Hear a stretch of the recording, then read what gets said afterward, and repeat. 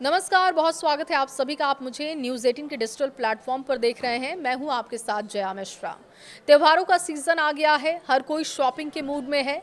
नवरात्र के पहले दिन से ही जीएसटी 2.0 यानी कि नेक्स्ट जनरेशन जीएसटी रिफॉर्म लागू हो चुका है। सरकार इसे ग्रेट सेविंग फेस्टिवल बता रही है।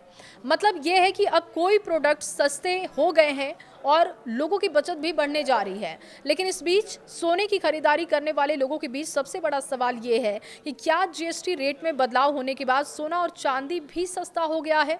त्योहारों में खासकर धनतेरस और दिवाली पर लोग सोना खूब खरीदते हैं और ऐसे में ज्यादातर लोग जानना चाहते हैं कि जीएसटी कटौती का असर क्या गोल्ड और सिल्वर की कीमत पर पड़ेगा।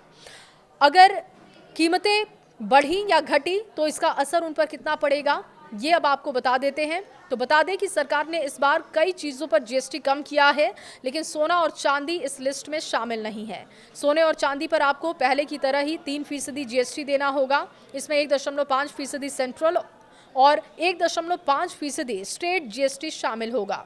अगर आप ज्वेलरी खरीदते हैं तो सोने की कीमत के अलावा मेकिंग चार्ज पर भी 5% जीएसटी अलग से आपको देना होगा। लेकिन अगर आप डिजिटल गोल्ड खरीदते हैं तो आपको सिर्फ 3% जीएसटी देना होगा। यानी कि गोल्ड ज्वेलरी खरीदते समय सिर्फ सोने की कीमत नहीं जुड़ती, उसमें टैक्स और मेकिंग चार्ज भी ऐड हो जाता है।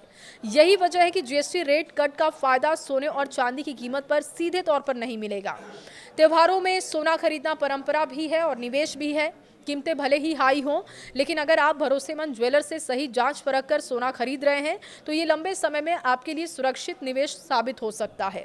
तो इस बार जब आप नवरात्रि, धनतेरस या दिवाली पर सोना खरीदने जाएं तो ये जरूर याद रखें कि जीएसटी रेट में कटौती का असर गोल्ड और सिल्वर पर नहीं पड़ा है।